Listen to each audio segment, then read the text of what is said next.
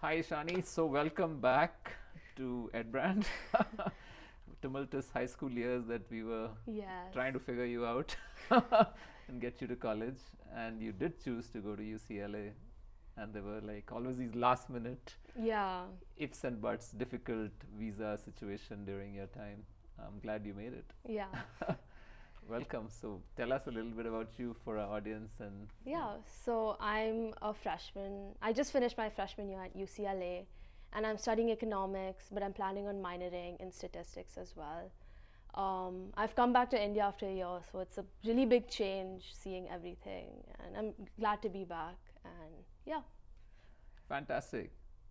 So I know you had so many interesting extracurriculars, and then you really discovered yourself in a very interesting way over your high school years. Since the time I've known you, I'm sure you must be a really busy student at UCLA, and LA must be keeping you busy. Campus must be keeping you busy. So what all are you part of, and what are you doing? so right now I'm a part of two business clubs, which is something that I hope to do in the future. And beyond that, I write for a satire magazine, which is I'm trying to continue my love for writing. And I plan on joining a dance team as well this year. So Fantastic. And business was something surprising. yeah, I it always was. thought it was going to be more writing and Yeah. humanities and social sciences. So how did that happen? I think when I got to UCLA, I had no clue what I wanted to do. But the first few weeks of just talking to people, I could kind of figure out that I wanted to go into a business role. I'm still not very sure of what that is, but I thought that the first step towards doing that would be joining a business club, and that actually gave me access to so many opportunities and resources that helped me, figure out what to do, like to reach towards that goal. So I think, and it also helped me meet a lot of people and talk to a lot of people. So yeah, that was one of my biggest reasons for joining a business club, even though it seems very counterintuitive. So I So have memories of UCLA, and I've also heard from so many people, especially the orientation is like one big event, right? yeah, And then you meet so many interesting people who you probably don't meet for the rest of your yeah, 4 years. It's a yeah. youth school. How was your orientation? How did you feel welcome? And what did you do? What could have been better? So my orientation was 2 days long, and I had to stay the night at my orientation. So I think that was a really good way of kind of getting to know like the temporary roommates I had. So that was one place where I made my friends. And then we were also put into orientation groups with people in our major, and we toured the campus for the 2 days along with our orientation groups. And I think that was a really good way to get to know people and also to get to know the campus. And yeah, that's basically what orientation was like. We had a scavenger hunt at night for like some team building activities, and yeah, it was a very nice time. The one thing that could be improved is that because there were so many people at orientation, I did speak to so many people and I never got to speak to them again. So maybe like giving us more time to spend time with the students around us instead of getting rushed through the entire orientation process and in pursuit of seeing everything on campus. So So when you sample different opportunities during or right after orientation, of course, signing up for classes, even meeting your first year advisors, yeah. or even sampling different clubs and organizations. How was that whole excitement about that time? Um, as you said, UCLA is a huge school, so along with me, there were around 10,000 other people doing the exact same thing. So it was the most overstimulating environment I could have been in because even when it came to class planning and signing up for classes, I didn't get anything I needed. And I realized, like this is how it's going to be for the rest of my time at So wait, UCLA. like since the classes you want, there are so many other people who want Yeah, that, there's so many people and that then just it's need not those just the classes. first year, students Yeah, who are signing up for those classes. yeah. If So you they, have credits, you're also looking for yes, very advanced further classes. classes, So and but those are normally left for, or yeah, like if you second have year the credits, students, you can take it. right? But sophomores get the first Yeah, shot at it. but Okay, there are seats reserved for freshmen. okay, but those get filled. Yeah, so So I in your didn't. first semester, you didn't get any class you want. No, I Okay. I didn't. I just yeah. So the first semester was easy for me that way because So I gen could eds I mostly. took only gen eds my first quarter. So that was a bit surprising because I didn't realize it'd be that hard to get my classes. So that is one word of caution that I may put into the air. But even the club fair was filled to the brim with thousands and thousands of people. So it was very hard to even get to one side of the club fair. So it was also a very overstimulating process just because of the sheer number of people. So club at fair would be UCLA. like the gymnasium filled with. No, it's outdoors. Okay, nice But weather. yeah, Of course, LA, everything is yeah. outdoors. Okay, So, fine. but yeah, it was really nice because there's so many people, there were so many different clubs that I could just go up and speak to someone, and that How was many a did good you win. say? Oh, I'm going to sign up, and you looked at the list and you had probably 20. You Yeah, wanted to- anything I saw, I'd like to just speak to people and try to Yeah. figure out how they feel about UCLA as well. Some of these clubs are really competitive, right? Like getting Yes, in. a So lot how of- did you choose which ones this year? And Yeah, so a lot of the clubs I applied to were so competitive I didn't get into them because they don't really take anyone into their clubs. It's like a 2-3% acceptance rate is what they like brag about. So a lot of the business and engineering clubs and professional fraternities are very selective in that sense. But I've been advised by a lot of people to just join clubs that really matter to me instead of aiming for these selective clubs because that's what's more important. Because if I didn't have my writing club, I wouldn't have met so many of the people that I consider very close friends now. And I think it's very important to just do what you want in terms of clubs. okay, so how does a satire writing club actually work? What Um, happens? so we basically report on campus events and also current news, but in a it's like a copy of The Onion if you've seen that. So that is what we do. So we meet up once a week, pitch our ideas, and write. And there's like 5 different rounds of editing. We vote on it, and then we publish it on a website on an Instagram page as well. And so there's the type of student who makes it not necessarily by geography defined. It could be people who generally really crazy about Yeah. the idea of satire, right? Yeah. Or writing in general. Yeah, you It's can a good just way write to about make friends from across different countries. definitely, backgrounds. yeah. So tell me a little bit more about the mix of the club and the friends that you made through that. So a lot of the people in my club were second or third years, so it was a bit daunting to go and talk to them, but they were a very good mix of backgrounds, and that's something that I really like about UCLA is about how diverse the student body is. And I saw this in my club. I saw this in the people that I live with on my floor in the dorms, and I think having a diverse set of friends really helped me understand a lot more about, I don't know, just living in general at UCLA. And I'm really grateful that I got to do that. So I got to just learn about a lot. Like people would just talk about something and I'd go, yeah, like I've never experienced it myself, but So if you have, now going back to academics, if you Yeah. have 3 classes a term, yeah, a quarter, you call it. yeah. And so is it less workload compared to a semester system? It's just that you're doing Yeah. 3 quarters. So we have a 10-week quarter with 3 to 4 classes, and we have midterms starting week 3 or 4. Okay, so there's always on Yeah, your so some of my toes. classes I had 2 midterms. So I had a midterm week 4, 8, and then final week 10. So it's very jam packed in that way. But if you compare it to a semester, I feel like there's lesser information, but it's also really, really fast paced. So it depends on what you prefer. But for me, I prefer the quarter system because I get to take more classes and learn about different subjects. So if I don't like a specific class, I just need to deal with it for maybe 3-4 weeks more, and then I can go on to taking something else.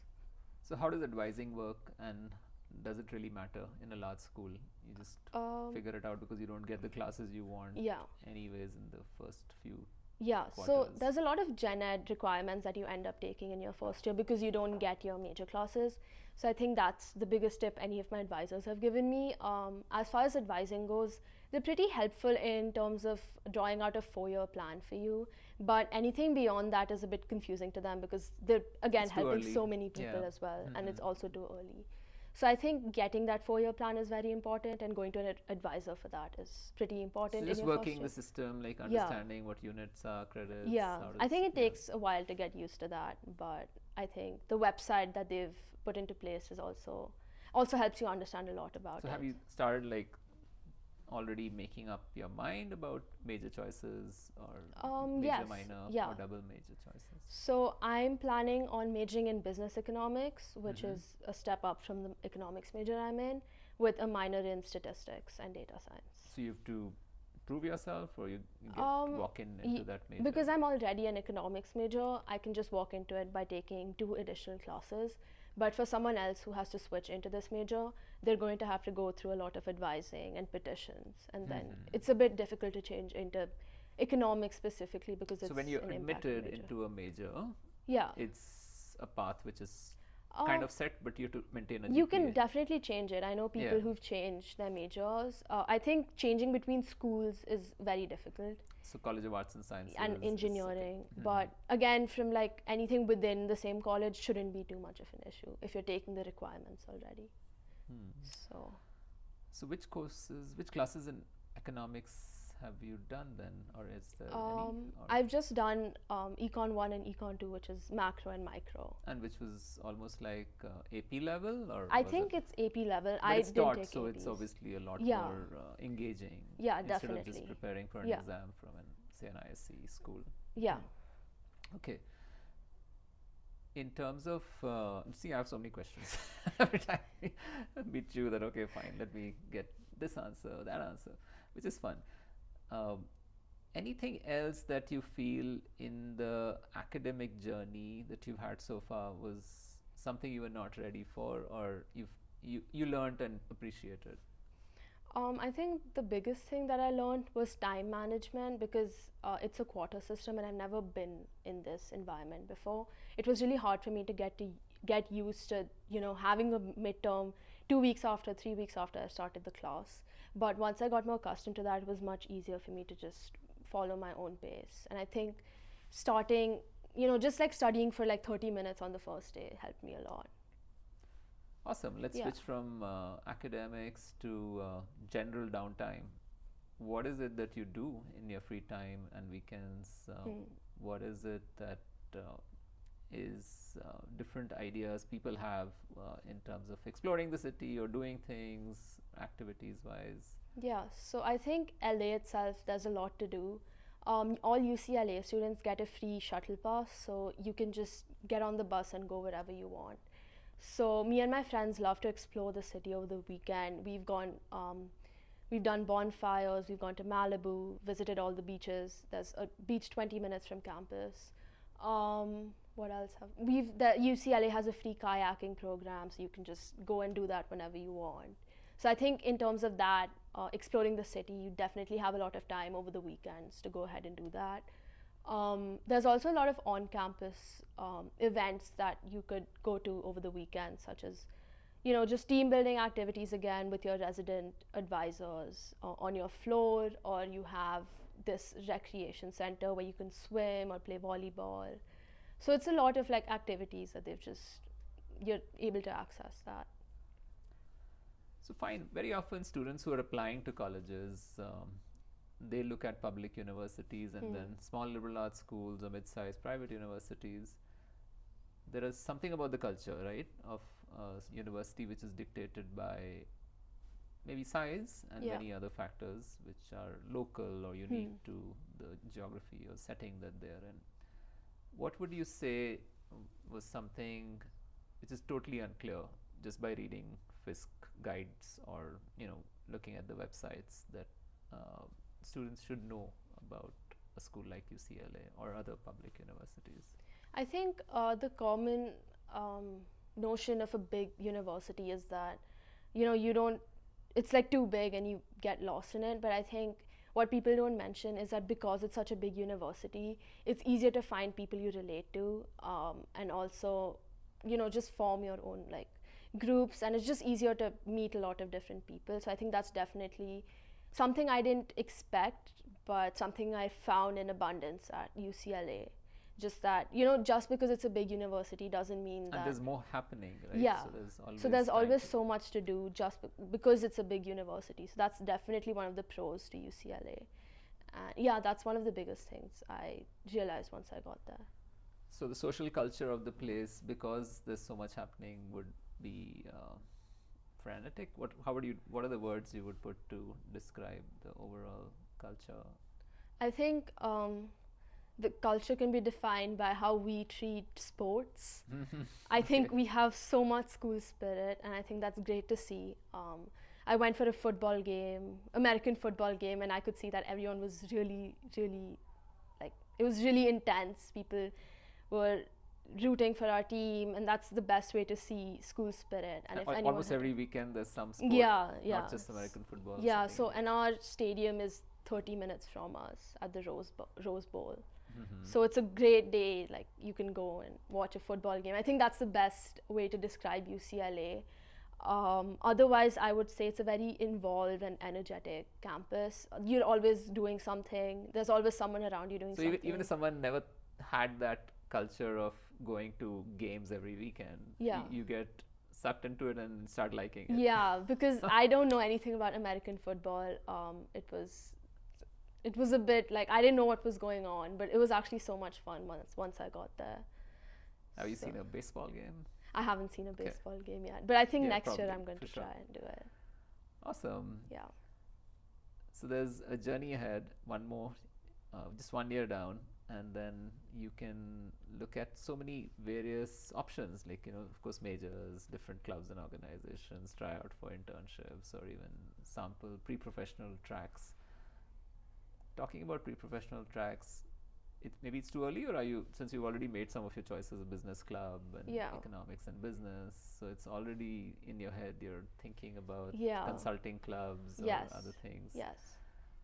Yeah, so what would be a path which you would say is aspirational to make the remaining journey of college, possibly the best for you? Are you talking professionally or Yeah, in general? professionally. Yeah. So I think the best thing I can do right now is network with everyone around me, because I'm still a bit unsure of what I want to do. So my goal for the next year is to network and get to know as many people and as many alumni as possible. So, whether it's over a coffee chat or just, bumping into them. I think that's something. What are the I really- avenues for meeting alum? Like, there are events happening all the time? Yeah, there's always events happening. Different departments hosting Yes, different yes. There's always that happening. You can always reach out over LinkedIn, because it's such a big alumni network. You're not going to find everyone you want to meet in the same place. So I think it's reaching out to alumni is good that way. But yeah, going back to your question, that's like one of the biggest things that I want to do: joining more clubs, and sort of trying to aim for an internship next year in the field of business. So When you look at business, and we talk about digital transformation, business AI fluency, are universities keeping pace with what industry really needs? And do you think the curriculum, what do seniors say? Do you think, not just UCLA, just in general, there's students learn yeah, stuff on their own too, right? Yeah. That's why these clubs are important, or partnerships with, or interface with professionals, alum. yeah. Those things become really crucial. So what is it that you feel about academics and the future skills that you really need?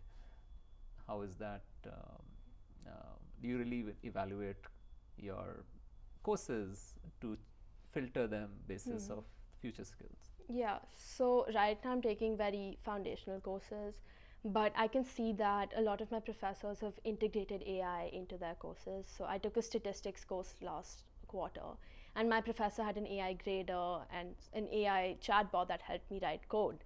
And he encouraged all of us to actually end up using AI to help us study. And I thought that was a really good way to. Refreshing, for sure. Yeah, because a lot of classes, they have this strict policy on no AI usage, but this was one of the first times that someone said, you should use AI to study more, like learn more about the subject. And, I think that's a really good way to do that. And a lot of professors are going down that route, because there's a lot of funding cuts that have been happening recently for graders.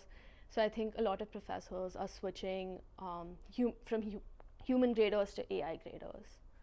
So I think that's a bigger change that's happening right now, but I think in the near future, AI is going to be very integrated. And what about upskilling yourself? Is there things that you learn on the side How do Yeah. you use AI, say, in business, financial analysis, or whatever else? So I feel that AI is still a bit unreliable to fully base anything off of. Mm-hmm. But just knowing how to, you know, AI can be used for like your fundamentals. To, if you need to clear up a question or need to do some basic research, I think AI is really good for that. But in my opinion, AI is not a good substitute for whatever you're doing right now, especially in the field of business. All right, so let's do a rapid fire round and end with that. So, look at your journey so far. What do you think is a rose? A rose is something which is achievement or a moment of pride, which is fragrant and beautiful. And which another thing, what is a bud, which is something which you hope will one day become a rose, and what is a thorn, which something that you want to work on, improve. So rose, bud, and thorn. Um, I think my rose would be just becoming more outgoing and meeting a lot of people on campus, which is compared to a year ago, I think I was a very introverted person, which I still am, but I think going to college has made me more socially, you know, I just like to talk to people more, and that's taught Yeah, me I a can lot. see that. Oh, it's wonderful. Yeah. And then a bud would be getting to explore my surroundings more Mm-hmm. and, you know, just taking advantage of so many of the opportunities that are presented to me, because I think whatever I've done this year has been a very small fraction of what was actually given to me, because UCLA is a school where, you know, it's no one's gonna spoon feed you, which is what I've been used to at a smaller private school in India. You need to look for your opportunities yourself, and that's something that I've, you know, it's a bud, like I'm trying to get more involved and try to look for my own opportunities, because it's all like lying there for me. I have to be the one to sort of take it. Mm-hmm. And then And the thorn, something that you wish you could overcome and become better at. a thorn would be, Could be habits, could be whatever else. I think I've had such a great year. Extracurricular. We've been talking, so Yeah, give me like a sorry. minute. Yeah, yeah, sure. um, a thorn would be, you know, taking my time for like not taking my, sorry, taking my time for granted at college, because I think it's like this one, college is this one place where you're meeting so many different people, as I said, but taking use of that and cultivating that, you know, starting something with someone, that's like something I haven't done, and that's one of my bigger regrets of this year. So I think that's a thorn that Okay, is, so cultivating relationships. yeah, Okay. it's because you're never going to meet like this set of people, like you're never going to be in college like for that long, you know, so just being in the moment and taking advantage of the number of people and the number of resources around you, because coming back home I've realized that, you know, there's so much college offers, and I took that for granted, and now I've come home and I'm like, oh, I could have done this. Wonderful. Okay, so So thank you so much of for course. coming over and sharing your first year experience. And see you hopefully in a few months. Yeah. Take care. Thank you. Yeah. Thanks.